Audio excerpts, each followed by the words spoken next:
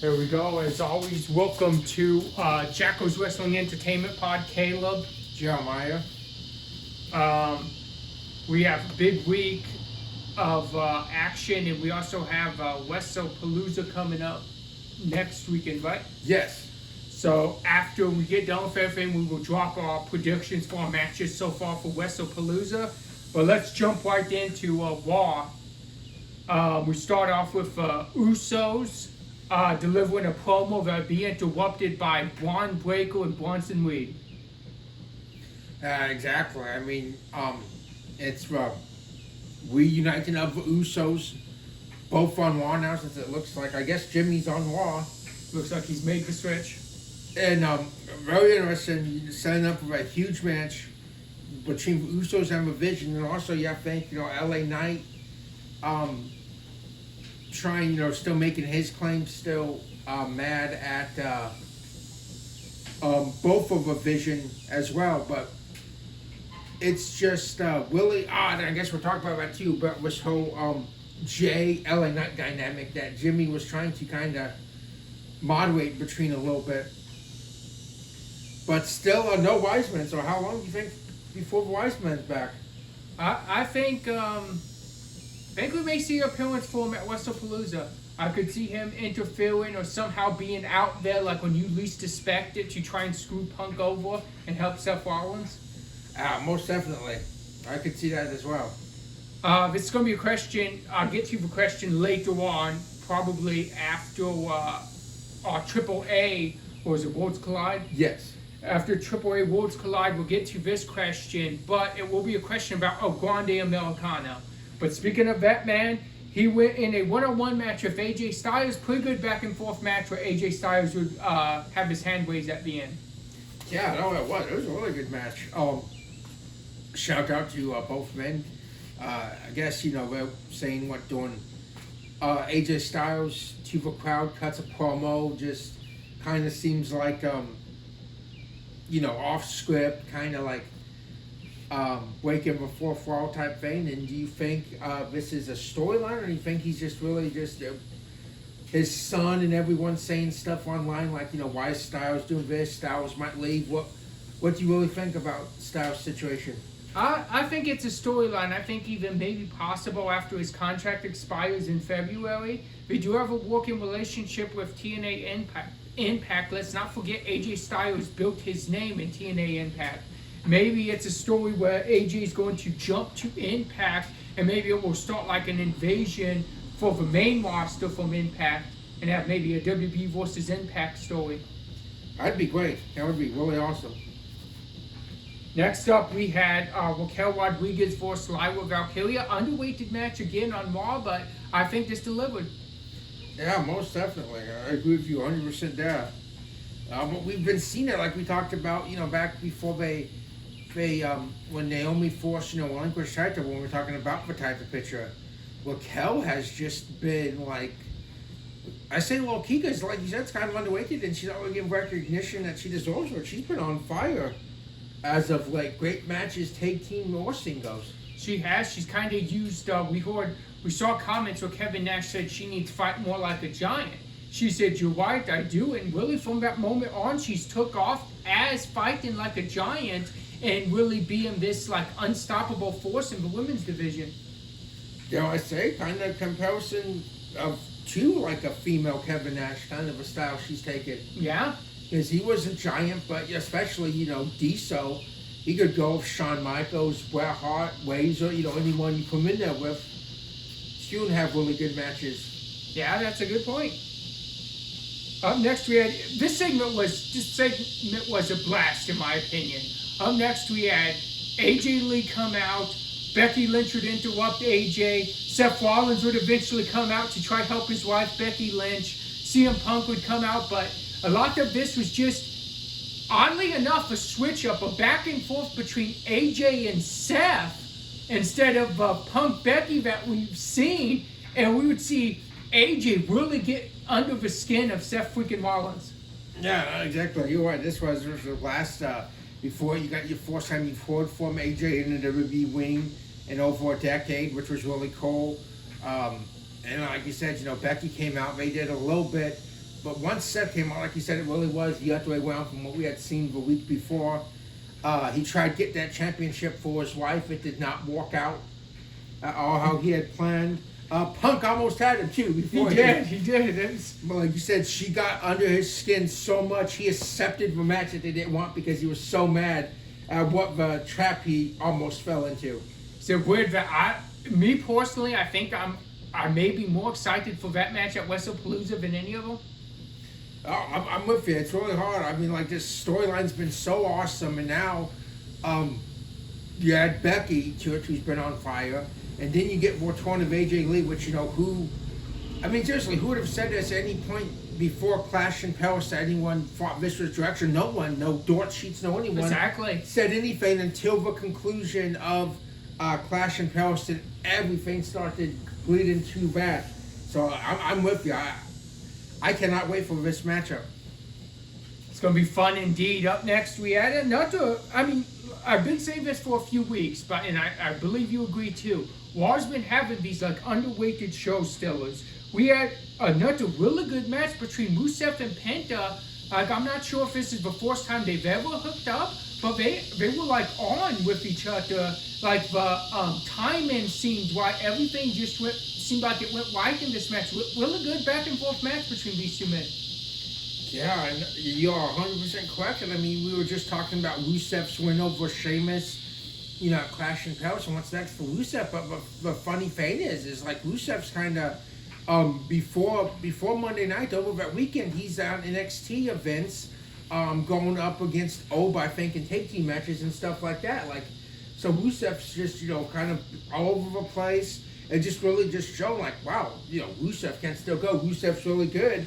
And, do we possibly, well, I don't know. I mean, this was next for what? An Intercontinental Championship match they were fighting over before Pierce. So, does Dom have to defend against Rusev? And if so, how is Dom going to try to get out of that when we see Dom being very sneaky in a lot of his matches? How do you get away from the Bulgarian brute Rusev? I don't know. That's something that's just a monster he hasn't faced yet. Yep. And it'll be very interesting, but... Yeah, no, Penta we know how good Penta is. Rusev, and I'm going to say, like Penta and Phoenix, they don't win all the time. They will eventually, but sometimes that's not always the case. It's just these matches that you show, and we'll get to you on SmackDown, but both brothers had standout singles matches this past week. They really did. Another good singles match we saw in Raw was Nikki Bella Asuka, sort of a dream match. We never really knew if we'd see this. We got to see this on Monday Night Raw. Exactly, and awesome match, and just for whatever reason, Nikki's just catching so much hate and just so much critics and stuff, but she can still go. I mean, she had it wrestled since full time, and I don't even know how long. She did a few appearances between 18 and like 20 or 21, like just one-offs or in the Rumble and stuff. But she's actually been back week to week in that grind, having matches, and she can still go. She can. The Asuka match was a really good showing of that for both women, and we're seeing Asuka on this one. After the match, we would see, looks like we're setting up for Kabuki Warriors against Nikki and Rhea. And if so, I'm down for that match too. Rhea needed a little help because she'd be outnumbered, but it looks like she has Nikki Bella in her corner, so we may see that tag team match, possibly WrestlePalooza, maybe a Raw or something like that coming up. Exactly. I mean, that's the way too. Like, you want to help for losing. People just have vendettas against Nikki, which is just not right. I mean, everyone makes mistakes. It happens. That was both on Nikki and Becky. I mean, just a bad communication, wrong spots. Like everyone said, Jeff and Jen did it years before that. Yeah. But no, I think you're right, and I think Rhea is really a way to kind of help get more people in favor of Nikki, because everyone loves Rhea. She's the championship or not, she's like the woman right now that just the crowd's just gonna go crazy for whenever she comes out, her music plays. It's really interesting. This Asuka, I really don't know what you call it. It's like an abusive relationship almost that she has over Io and Kyrie, that they can't talk to anyone else.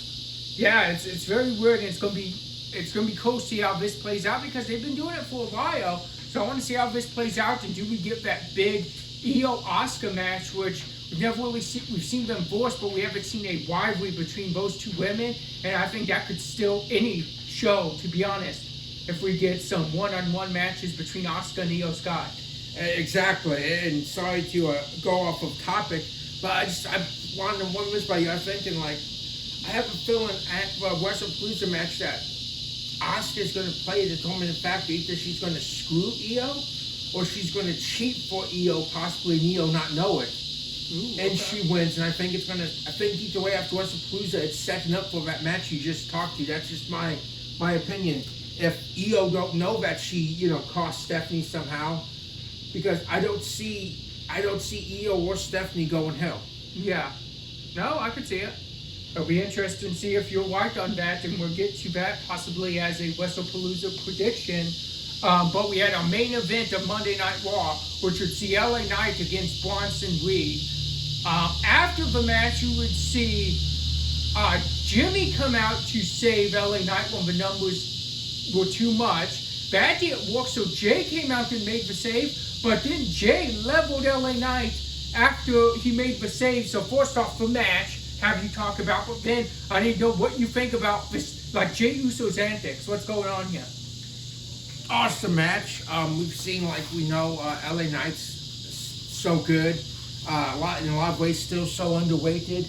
We've seen it go back and forth with Braun, and then now Bronson Reed at awesome matches. Also helps both those guys out too. And I don't know. It is extremely. I don't know, because it's like, is Jay a heel because he's not going after Jimmy? Is it, or just Jay just not like LA Knight? Vice versa, I think LA Knight's not going to let that go. LA Knight, possibly tomorrow night's going to look for a match or his own revenge against Jey Uso. I just don't think he's going to let that go. I don't think so either. I'm interested to see there's rumors swirling. I'm not big on this if it happens, but rumors of LA Knight possibly going heel. I don't really like that, but it'll be interesting to see the direction they go in.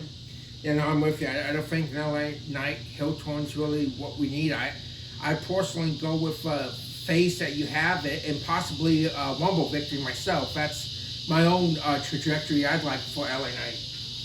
Interesting.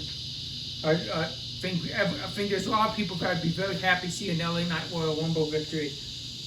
We started NXT off hot with a brawl between Javon Evans and Josh Briggs. It would lead to an contest between those two men. And like him or not, Josh Briggs is on a roll right now. He picked up a big win over Javon Evans. It wasn't fair, but at the end of the match, he was one of his hand raised. Exactly. He's a very polarizing figure right now in NXT. It's hard to argue. He may not be the top heel because those boos are just crazy for him. Go away. It just, like you said, he's not popular, but he is winning. Underhanded, yes, but big win over a man that just main evented the last NXT pay-per-view against Oba. Yeah. So, that's a great way for momentum, a solid match, and still you just have to wonder, as many of us, we're still behind Javon. What's next for Javon? Because things just are not going Javon's way right now. It's not. It seems like maybe even not necessarily world title, but he has to take kind of Undertaker's advice and kind of go out and make a name for himself, get that confidence back, and maybe that's the key to it. Yeah, exactly. Huge wins. Maybe even, there's a few title matches I think on the horizon. Ethan Page. We'll talk about this upcoming week's one, but Heights is in there, but maybe into that picture, maybe try getting North American Championship win. Yeah, maybe. Speaking of champions, up next we had the TNA World Champion Trick Williams. He was doing a back and forth promo against DIY, and then we would see Carmelo Hayes return to NXT. We would see a little back and forth between Trick and Carmelo, but this would lead to next week on NXT Homecoming, Trick and Mello's reunited against DIY. What about this promo, and how excited are you for this match? So excited. It's so tough because we were talking about earlier what next week half of this Homecoming episode, but it's hard to really see this not main event. And just in all honesty, I mean, it's 2 hours of NXT clashing against each other, and even so, Trick's still a part of his current era, but he was also a part of Melo's era. It's almost like free in a sense because Trick's been in 2 different eras of NXT at this moment. Yeah. But I mean, it's awesome. Like I said, great back and forth. I don't think Trick and Melo's still really on the same page, though. I don't think so either. I think they're more so just teaming up just because maybe they don't like them, and Melo don't like that they interrupted him, saying it's between us, we don't need you. Melo's more kind of, I think Melo ego is more so forth than Trick just wants to even the odds. Trick just wants someone he knows that can help him win because he don't want to handicap. So that's going to be great, but I think he kind of might be in DIY's favor because they are more of a cohesive unit. Yeah, I agree with that. And if that's the case, we may end up seeing a possible maybe Melo Trick a couple matches or so, possibly maybe for that TNA World Championship. Who knows? Melo's trying to get matches. We see on SmackDown. He called next for Sammy. Yeah. Next up, we had part of our women's speed tournament. We had Lainey Reed picking up a victory over Fabi after a Natalia interference, but Lainey Reed's moving on, take on Candice LeRae next week.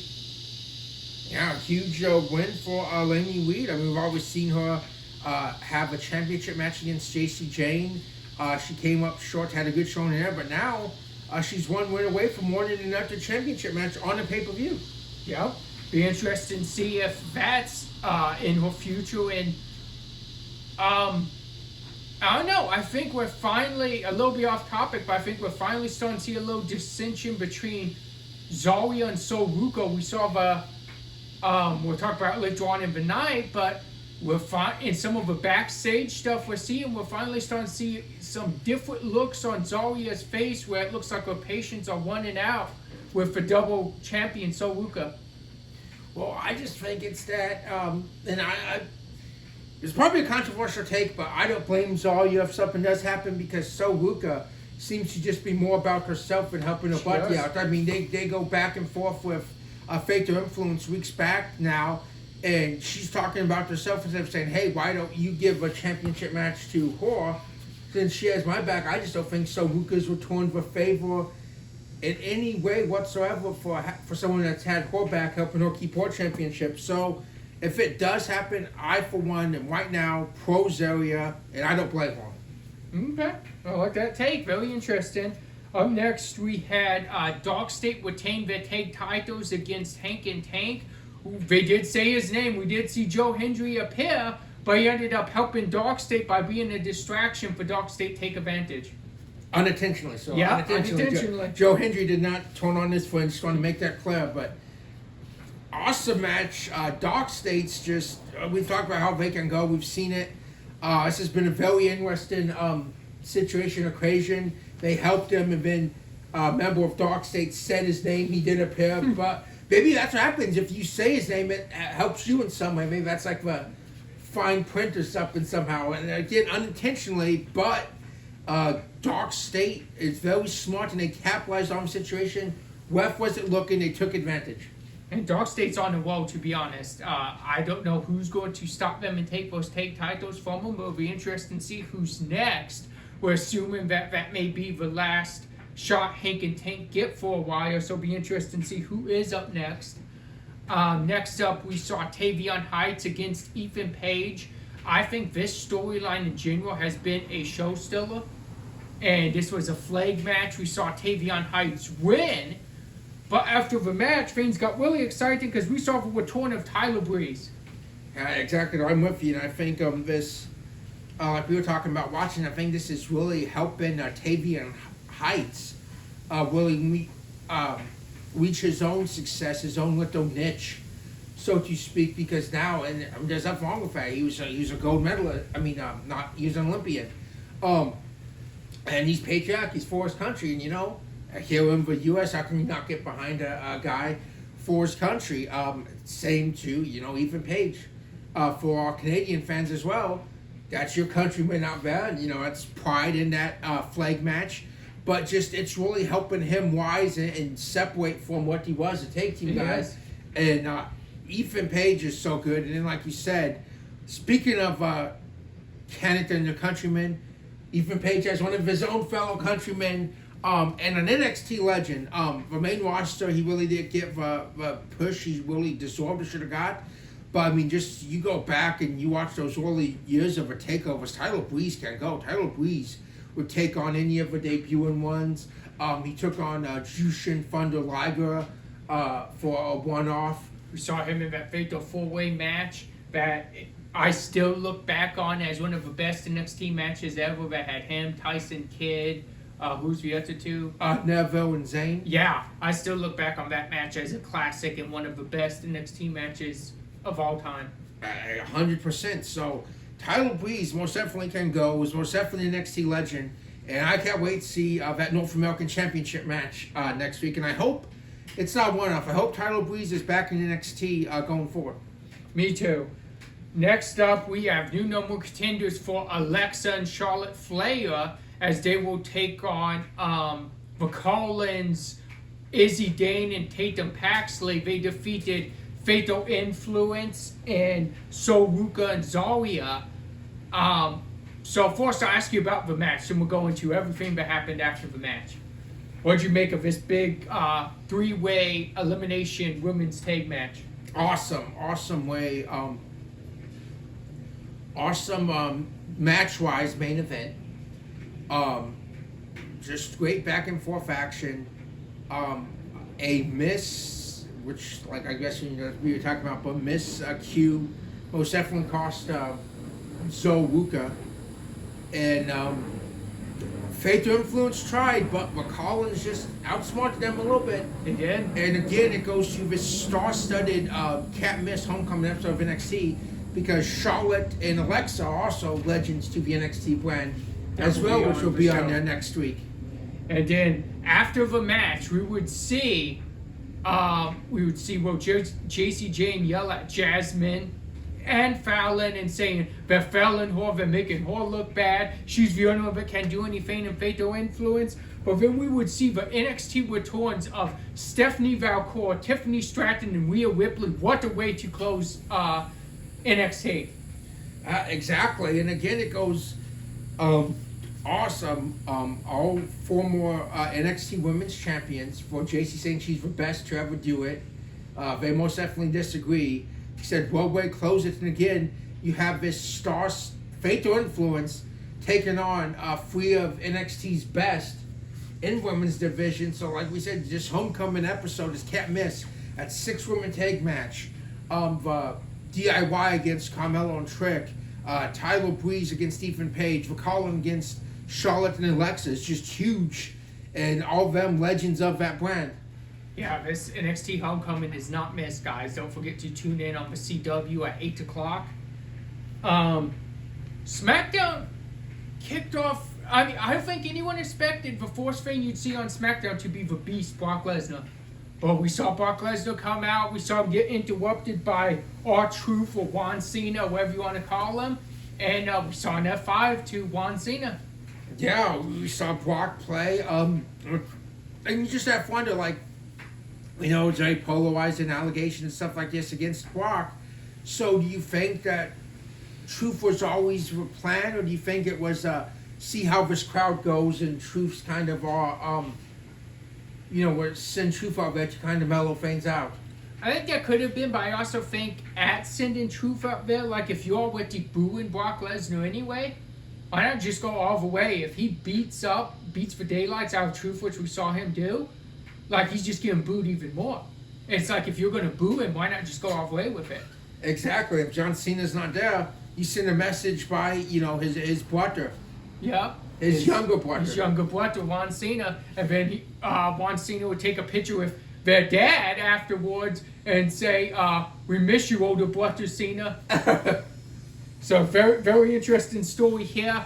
And you spoke on this earlier when we were talking about Penta, but I don't know, but I'm thinking this is probably in your nominees for match of the week Because what a match we saw between Sami Zayn and Rey Fenix for the United States Championship. Oh, most definitely, and exactly. I mean, you're right. And everyone says, he keeps losing, but like we were just saying earlier, that's not the point of it. It's just you go see what you can do, and it will be in time rewarded when everyone sees that and you get that spotlight. Because for those that don't know, like Sammy talked about last week, it's going back to the John Cena U.S. Open Challenge a decade ago. And by Sammy keeping this championship and keep doing it, he's putting a spotlight on anyone that may have not got that proper recognition or spotlight, and just puts on an awesome match with each person that accepts that challenge. Yeah, and that's like you said, you just broke it down, but that's exactly what we're seeing. And it's like, I don't know how anyone on the roster could not be happy about this, because you're going to put in this spotlight. One of these matches, like John Cena's matches did, could propel you to that next level. Exactly. I mean, Kevin Owens, Zayn himself, just to name a couple that really benefited from that John Cena U.S. Open Challenge. Both of them were NXT at the time before when they accepted the offer, and Kevin Owens, it catapulted a rivalry that led to his full-time main roster debut. And to be honest, who better for this to make other guys look good than one of the best in there at doing just that, Sami Zayn. Exactly. It shows you the fighting champion. It shows you can have a good match with Sami Zayn. It shows that, it really helps you out because he's one of the best in there today. Next we had Julia and B-Fab. This match ended in no contest. We'd see interferences from Kiana James outside, and then we would see Michin come out for kendo stick. But what'd you make of this match? A big opportunity for B-Fab here. Yeah, exactly. There's this chance of fought with the U.S. Championship, but like we said, just how good Julia really is. It's a big opportunity for her as well as Michin. We'll probably see a tag team match, but eventually maybe even a triple threat match for that Women's U.S. Championship. Yeah. Speaking of a triple threat match, what we could be seeing down the line for the SmackDown Women's World Championship, because we saw Stratton and Jade Cargill ending in no contest because Nia would come out and obliviate both women. Yeah, no, I'm with you. I mean, we could, if not WrestlePalooza, possibly the next event, see that triple threat match, because Nia's not going to let you forget about her. She wants that championship, and she's the last one that had it before Stratton cashed in. And Jade, I don't know. Yeah, think how close was Jade to possibly maybe finally getting that championship? I think she was very close, and that's why. I think that's possibly your story here. Maybe she was so close. The crowd was into it.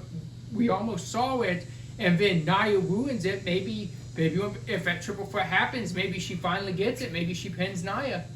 Yeah, exactly. I mean, you think it's going to be a huge moment if it eventually will happen. And Stratton's just been on a wall.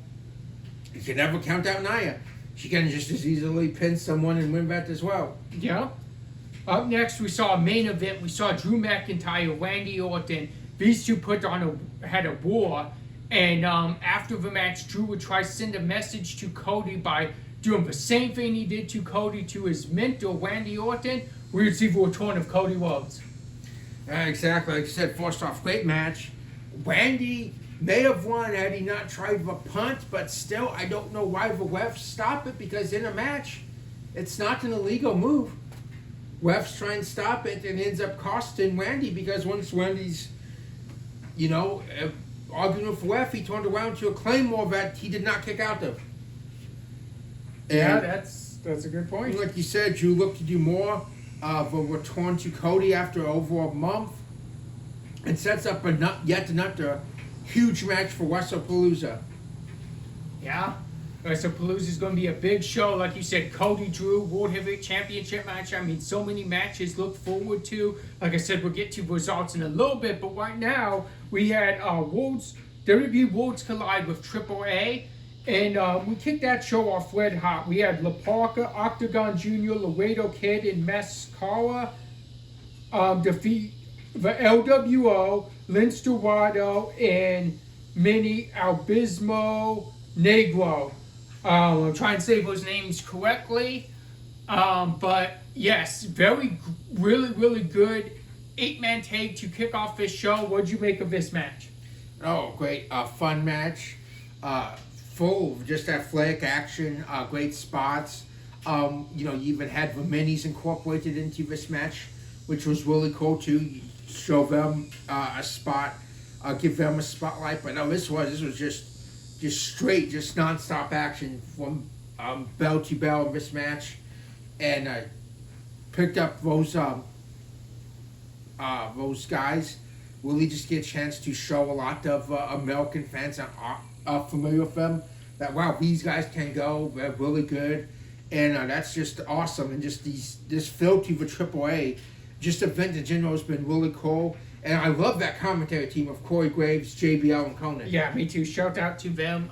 We've talked about it a little bit, but I really do. I think they're a great commentary team, and I just love how Conan's the AAA guy, but somehow he knows everything about the WWE, and he can break down what's been happening in the WWE side of things. I think that just makes it that much better.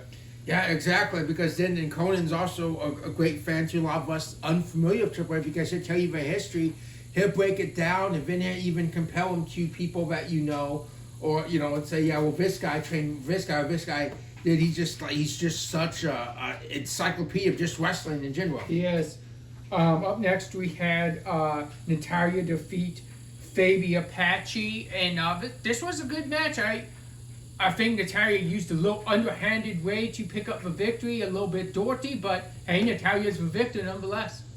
Yeah, most definitely, and it's just, I guess, it's for a different fame, but why, I'm just wondering why WWE on the main, on Raw or SmackDown, hasn't gone with this Natalya, this mean, aggressive one, instead of the one that we see with Maxine Dupree.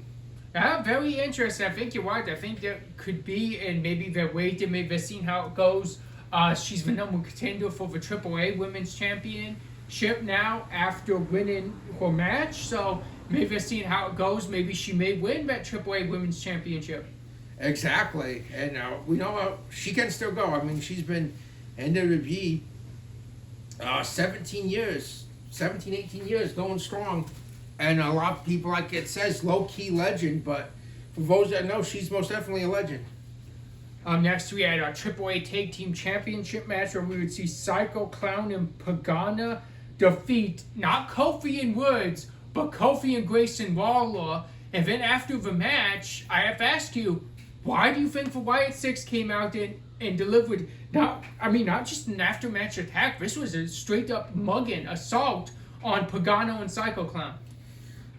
Well, like you said, awesome match.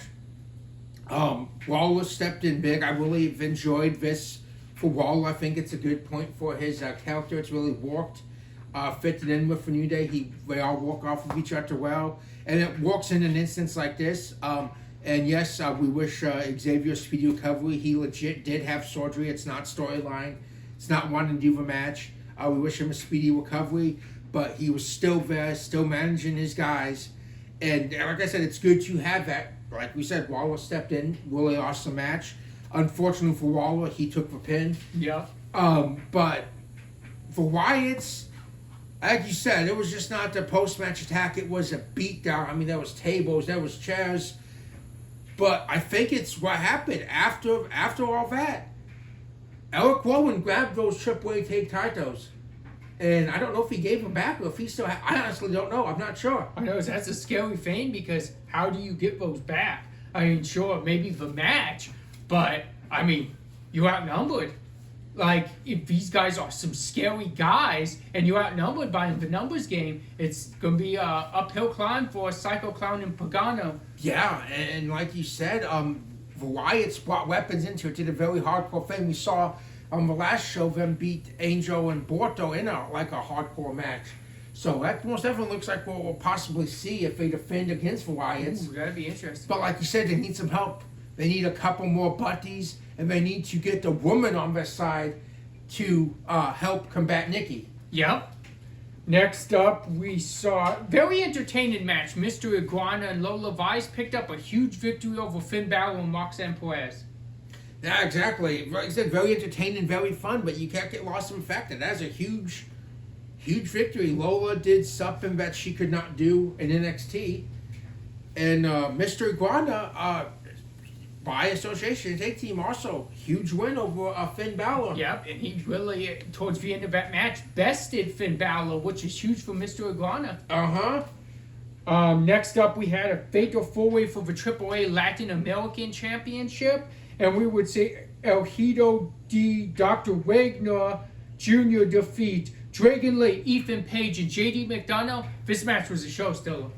Oh yeah, I mean, you're not joking. It's a great match. Everyone in that match at points almost won that match. Like, everyone got close, and in the end, we just see, this champion, Dr. Wagner Jr.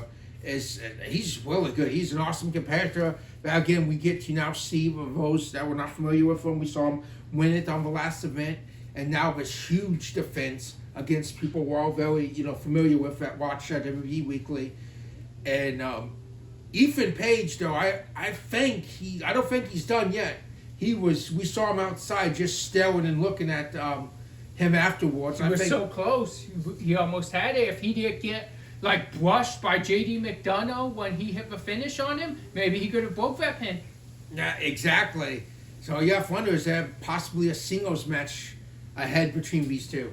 I'm thinking that's exactly where we're going, and if so, I'm down for that because,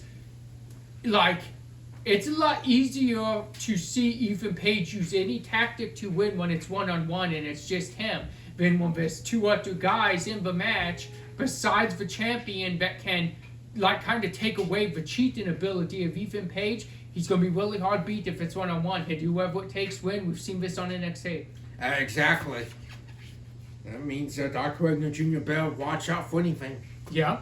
Next up, speaking of doing anything it takes to win, first off, new champion Dorty Dominic Mysterio. He defeats El Hido del Vikingo. So let's stop there. Then I have another question for you after that. Dorty Dom, double champion, calls himself the greatest Mysterio. His dad, Rey Mysterio, had to put the belt around his son's waist reluctantly, but that's where we're at. Yeah, King of the Luchadors as well. Dom is just, he's on a career 1 in 25. There's no doubt about that. Still a Continental Champion. Yes, very underhanded means Rey came out against his own son, which another thing too, my commentary, love JBL for this storyline because JBL most definitely taken Dom's side and calling his rival a deadbeat father, the man who retired JBL. Yeah. But yeah, no, awesome match. Lot of interference, a lot of shenanigans. I do think Vikingo took way too much time fish hooking Americano. He did. And not worrying about the man that was behind him in the match because after you did that, at any point you could have just let go and he's just going to drop down. But for whatever reason, he just has him up there. Yeah, kind of try and hold on for some reason. But that's my next question. Is El Grande Americano, is he with Dorty Dominic Mysterio? Because we keep seeing, there's two things we're seeing in the recent weeks. Dom's retaining or winning championships with El Grande Americano's help. That's a great question. It's is he trying to get in favor for Judgment Day, or is he getting close with ulterior motives? I'm with you, then I'm going to turn on you and possibly get one, if not both, those championships myself. Oh, what about this? What if there's a new stable that we're going to see? What if it's Dom leading the El Grande Americanos? We know there's 3 of them out there right now. And you think Dom leaves Judgment Day and goes with the Americanos? I'm thinking he's setting himself up to lead Judgment Day. He was, when you see the photo of him celebrating, it's El Grande Americano right next to him raising his hand. Most definitely would not see that. Would most definitely be a swerve. It would be. You have a match of the week and MVP of the week. It's extremely tough. Like I said, action-packed week. Great week. We have to, go to Raw. We have to go Styles, Americano. We have to go Raquel, Lyra, Nikki, Asuka, and that main event, LA Knight, Bronson Reed. In NXT, we have to go that flag match, and we have to go that triple threat women's tag team elimination. Then we get to SmackDown. We have to go Sami Zayn, Rey Fenix, as well as we have to go with Drew and Randy main event. Again, it's so hard. So many great matches. Choose from, just narrow some down. But then we get Worlds Collide. We have to go that Fatal 4-Way match for the Latin American Championship, and we have to go that main event, Dom and El Vicino. Oh, and also on Raw, Penta and Rusev too. Like I said, stuff. So many matches. There was so many great matches this week. And just a lot of really good matches, but I still think to come down with just one, we have got to go with Sami Zayn and Rey Fenix. Okay, I mean, just like a that. great way. You had a big moment. You had Lesnar on there, huge moment, but you follow that up with just an awesome, great match. And but so many great matches, but you have to go with that one. That one just really just stuck out for this week. And MVP, we're gonna go. She just returned last Friday night, and then her first promo ring on SmackDown. I mean on Raw, sorry. In over a decade, we have to go with AJ Lee as the MVP for this week. Last week, all the hype came true. This week, you got to hear from her and set up this tag match that, like you said, we cannot wait for. And let's be honest, AJ Lee did not miss a beat. Her promo on Monday was just as good as ever, if not better. She looked like she hasn't been out of the ring for a minute. Exactly. For our fallback match of the week, we had Worlds Collide AAA event, a great luchador showcase, as we talked about. I don't know if I agree with Dom being the king of the luchadors, but nonetheless, you said it. But speaking of two luchadors, two legends, the fallback match of the week is going to be Halloween Havoc, WCW Halloween Havoc 1997, Rey Mysterio versus Eddie Guerrero. If you want to watch a classic, especially a classic luchador type match, this match is still talked about to this day, nearly 30 years later, and it's a classic. It's one of the best ever, especially in that division and for that Cruiserweight Championship. I mean, everything's debatable, but it's hard to say it's not the greatest Cruiserweight Championship match ever. It is. It really is. So we recommend you guys go back and watch that match, and you'll get a real treat. Now we're going to do our WrestlePalooza predictions here. We're going to kick it off with Cody Rhodes, Drew McIntyre, World Heavyweight Championship match. Should be awesome, but I think Cody is going to retain. I don't see him losing it just yet. I'm going to agree with you. I don't see Cody losing at this point, and Drew has been making waves, but maybe after the match Drew gets salting, because I don't think Drew and Cody's done yet after one match, but be interesting to see. Next up, we have the Usos against Bronson Reed and Braun Breaker. Going with the Usos, they're just coming back. Okay. Reunited. We know what they can do as a tag team against anyone. So I'm most definitely going with the Usos on this one. I'm going to go the opposite way. I'm going to go Breaker and Reed. And I'm going to say I don't know if it'll be intentional, and I'm not going with this LA Knight heel turn. But I think somehow, some way, LA Knight's going to interfere, and it's going to cost the Usos the match, and it's going to build even more to this tension between Jay and LA Knight. It's hard to argue that point. Up next, we have our Women's Championship match. We're crowning a new Women's World Champion at WrestlePalooza. We have Stephanie Valcourt, Io Sky. This is tough, but I'm kind of sticking almost where I said. I think Io's going to win unknowingly by Asuka costing Stephanie the match, thinking which would be helping Io, but I think once Io finds out, she won't be happy. Okay, I'm going to go the opposite way. I'm going to go Stephanie Valcourt. She's been on like a huge momentum wave. I think could you have something to do with Asuka that she unintentionally cost Io the match? But I just think Stephanie Valcourt is going to be our new women's champion. Up next, we have John Cena, Brock Lesnar. They say one final time at WrestlePalooza. Who wins this last one between these two men? It's just so tough. I mean, this one you could really go either way. But I have too many more times to say this. I'm going with Super Cena. Well, Cena we've seen from SummerSlam has been on another level since that match with Cody. We saw it with Logan Paul. Even in Sami Zayn and how good of a match that was too. I have to go for Super Cena if I have to pick one. I'm gonna go Brock Lesnar. I think the momentum wave's gonna carry Brock to something else if this is one final time, and possibly maybe a future World Championship match. That's not good for Cody or Seth. It's not. Speaking of, now we have Seth Rollins and Becky Lynch against CM Punk and AJ Lee. I cannot wait for this match. I'm with you.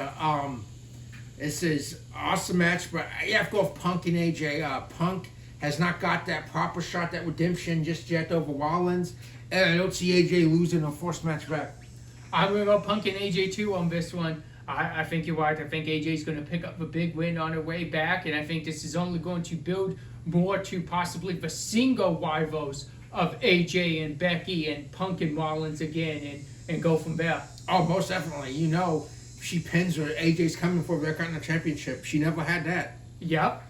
We're very interested to see how this breaks down. We want to thank you guys for joining us, and come back next week and leave either some comments on YouTube, on the YouTube part, even Spotify you can leave comments, or even at the Twitter page, which you have at. Yes, at Jacal Pod 192. Please go on there. We've had some polls on there, and we try to keep you up with what our platforms are on. They will be tweeted on. The tweet, you can go from there to Facebook and find the podcast on. And yes, please interact. Leave some comments. Leave some suggestions on some segments. The stuff we've already done that we can do again. We're trying to think of some other different segments to do too. We want to keep you guys engaged. We want to keep some good content out there for you. So yes, feedback is important. And like I was saying, comment, give us some draft ideas. If you guys have a topic you want us to discuss, we will put time into it, and we will give you guys the best rankings we can for this. Don't forget to find us on Apple Podcasts, Spotify, iHeartRadio Podcasts, and of course, if you're watching with us right now, you know we're on YouTube. For Caleb, Jeremiah, thank you guys for joining us. Come back next week.